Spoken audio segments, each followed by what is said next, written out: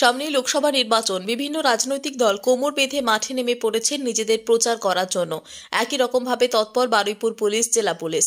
শান্তিপূর্ণ নির্বাচন করার জন্য তারা বদ্ধপরিকর। গোপন সূত্রে খবর পেয়ে জীবনতলার ঘুটিয়ারি শরীফ ফাঁড়ির পুলিশ বিভিন্ন জায়গায় তল্লাশি শুরু করে। তল্লাশি চালিয়ে মাখালতলা থেকে 297 গ্রাম হেরোইন উদ্ধার করে পুলিশ, যার বাজার মূল্য আনুমানিক 6 লক্ষ টাকা। এর সঙ্গে উদ্ধার হয়েছে একটি বন্দুক, 10 রাউন্ড কার্তুজ ও নগদ 1 লক্ষ টাকা। বারুইপুর পুলিশ জেলার অতিরিক্ত সুপার গৌতম বন্দ্যোপাধ্যায় বলেন, অভিযুক্ত ব্যক্তির নাম সাইফুদ্দিন লস্কর। এর আগেও সাইফুদ্দিনের নামে অন্য থানায় অভিযোগ ছিল। আজ তাকে বারুইপুর মহকুমা আদালতে পেশ করে পুলিশ। পুলিশি হেফাজতে নেওয়ার আবেদন জানানো হয় মহামান্য আদালতের কাছে। এত বিপুল পরিমাণ মাদকদ্রব্য সে কোথা থেকে এনেছিল, কাকে দেওয়ার জন্য নিয়ে যাচ্ছিল, এই ব্যবসার সাথে আরও কারা জড়িত, তা সম্পূর্ণরূপে তদন্ত শুরু করেছে জীবনতলা থানার পুলিশ। বারুইপুর পুলিশের পক্ষ থেকে সারা জেলা জুড়ে বিভিন্ন সময় বিভিন্ন জায়গায় মাদক বিরোধী সচেতনতা শিবির করা হচ্ছে বলে জানান পুলিশ সুপার।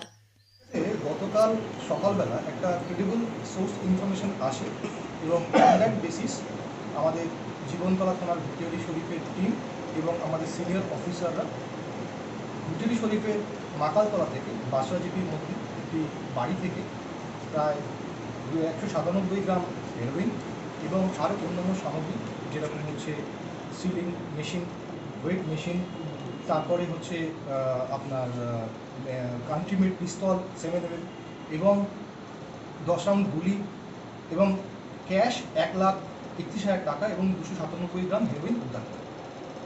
দিন লস্কর, ওর বাড়ি হচ্ছে বাসরাজিপিতে মাখালতলা গ্রাম।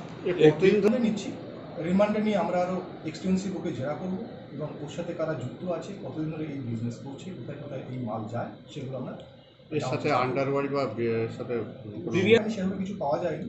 আমরা আরও খতিয়ে দেখছি এবং রিমান্ড নিলে আমরা যখন ওকে জেরা করবো আরও বিস্তরে আরও ডিটেলে যখন জেরা করবো তখন সেগুলো সম্বন্ধে আপনাদেরকে আমরা জানাবো।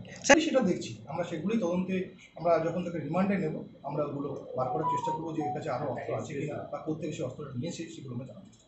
সামনে ইলেকশন আমরা এখন সেটা বলতে পারছি না, আমরা ওটা তদন্তে আমাদের উঠে আসবে। ঠিক আছে।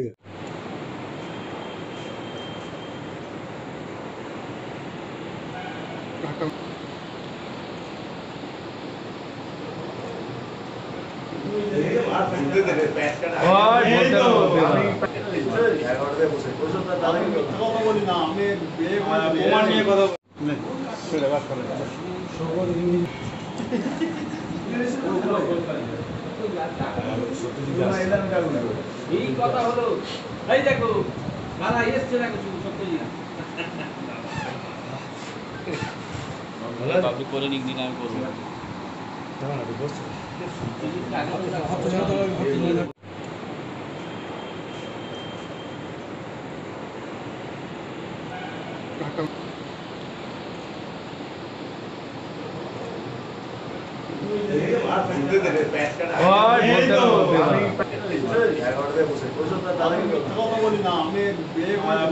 কথা